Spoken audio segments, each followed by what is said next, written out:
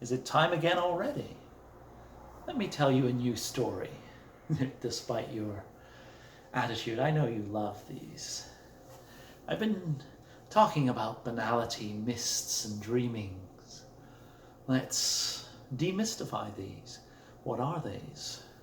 Well, the dreaming is the easiest and the hardest to understand.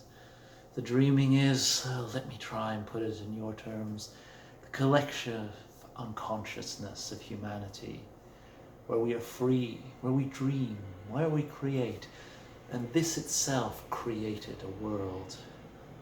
There is the near dreaming, very close to our world, pretty much just the same thing, but with a little bit more magic in it.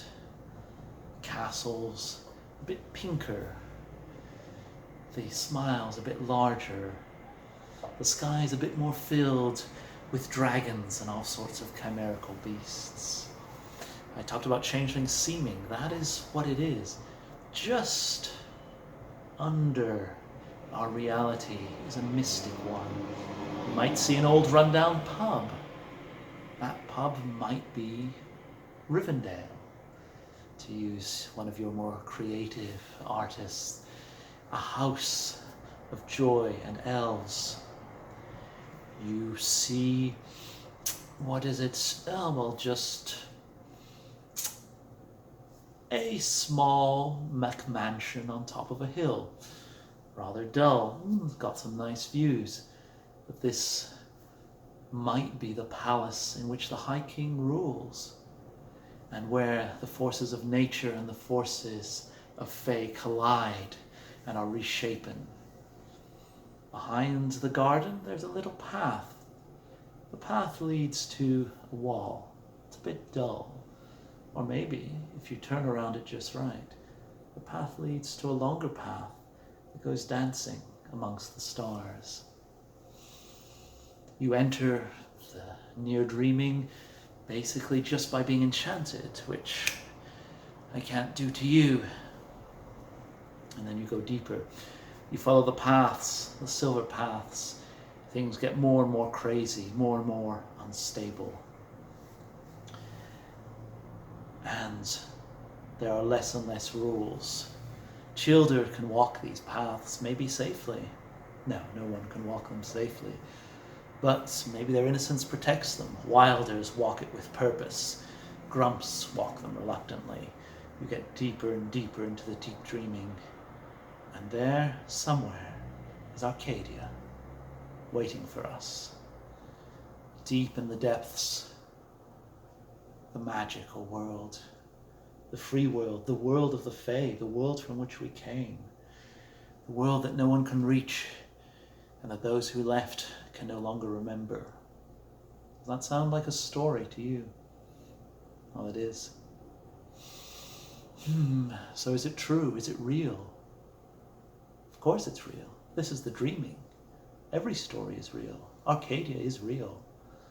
And the fact that we can't get there just means that it's hard to get there. And the fact that it's hard to get there just means it's interesting to get there. And the fact that though some have been exiled from it and returned just makes it all that much more fascinating. A quest. That'll be my next quest. I've had enough walking these worlds and telling stories to everyone. I will walk to Arcadia, and then I will be free forever for yet another eternity that won't last forever, because stories never do. But there's always another story after. Unless you try and bind them with banality. Banality, as I said, is anti-creativity. It's the forges and shackles of this world. It is mixed with the dreaming, though. The nightmares of the Industrial Revolution, the conformity of citizenship, these were born of dreams, the dreams of making more, the dreams of bringing countries together. And still, from this banality, dreams re-emerge.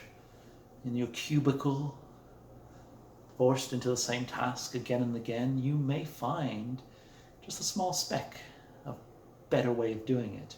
flash of inspiration. And then, with your time freed up, you may start daydreaming. Creativity. Your colleagues may become monsters or angels, and then the spark of the dreaming returns. But if you try and make it real, you'll encounter the mists. Oh yes, the mists which are heavy around you. The mists are what shields the dreaming from banality and shields banality from the dreaming. If it weren't for the mists, well, the last time that I went flying on my dragon with my suit of every color and with shimmering scales, people would have seen a nude boy floating in the air. The mists shielded both of us, though it hurt. The banality crept into me, and my last day as a childer happened. It hurts, banality. The cold iron is the ultimate form of it. It brings us down, it makes us lesser. In human form we can cope with it, but still, banality is death, literally. You realize this too shall pass. Death comes to us all. Imagining that you can overcome death is nothing but a foolish dream. That is the reasonableness and the trap of banality. Believe in banality and you will never escape death. Only the dreamers can. Only the dreamers will. That is what the dreaming is, what banality is. Tomorrow, I'll tell you a bit more about what you can do with this dreaming, about the magic and the glamour. It'll be a good tale.